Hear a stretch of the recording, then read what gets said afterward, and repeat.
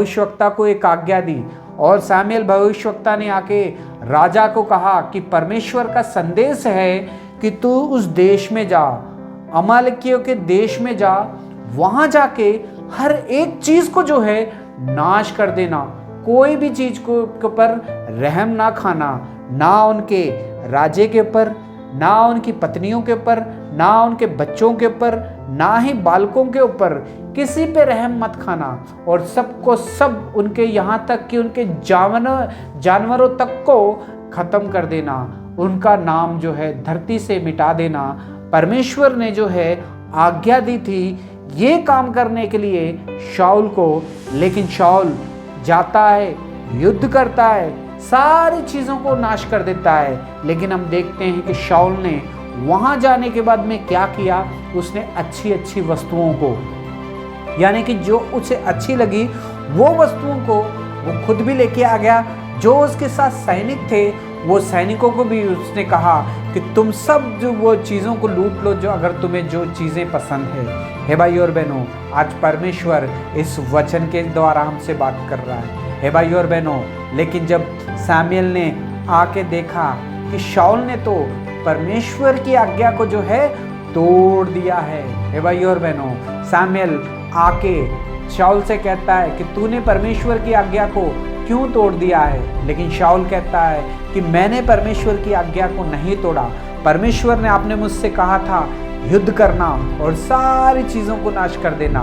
मैं गया, युद्ध को जीत के आया हूँ, सारी चीज़ों को नाश कर दिया है। लेकिन ये कुछ अच्छी अच्छी वस्तुएं थे जिसे मैं आपके लिए, मेरे लिए और हमारे परमेश्वर की बलि चढ़ाने के लिए मैं उन सबको लेके आया हूँ। हे भाई और बहनों, आज परमेश्वर इस वचन के द्वारा हमसे बात कर रहा है। यहाँ पे हम देखते हैं कि सामुएल कहता है कि परमेश्वर जो है बलियों से खुश नहीं होता है। परमेश्वर जो है बलि और महाबलि और मेल बलि से खुश नहीं होता है।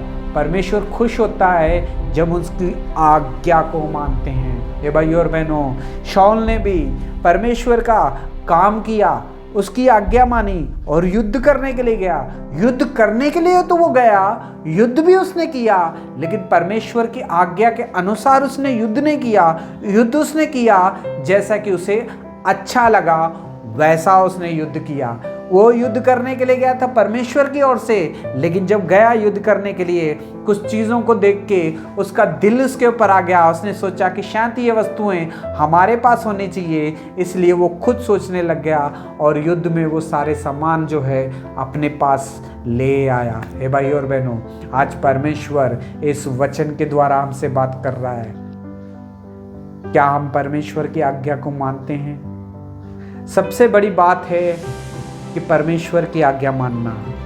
दूसरी बात है कि हमारे परमेश्वर ने जिस व्यक्ति को, यानी कि जिस इंसान को हमारे लिए चुना है, यानी कि हमारे याजक को, हमारे पास्टर की आज्ञा को मानना। हे भाई और बहनों, क्या आप अपने परमेश्वर की आज्ञा मानते हो? उसके बाद क्या आप अपने पास्टर की बातों को मानते हो?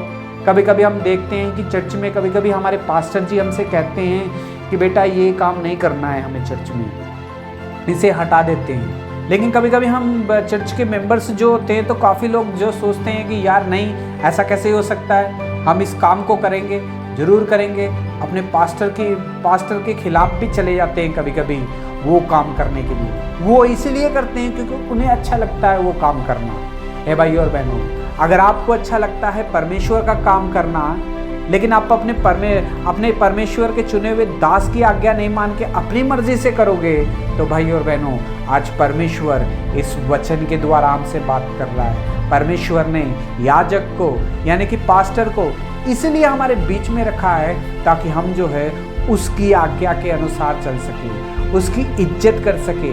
जैसे कि वो कहता है हमें, उसको अनुसार हमें करना चाहिए। है भाई और बहनों, इस वचन को जब हम पढ़ते हैं तो हमें साफ साफ पवित्र आत्मा ये सिखा रही है कि हमें जो है आज्ञा जो है परमेश्वर की माननी चाहिए। उसके बाद में उसके चुने हुए दास की आज्ञा माननी चाहिए। जब उसने कह दिया है कि ये नहीं करना है तो हमें नहीं करना है। हे भाई और बहनों,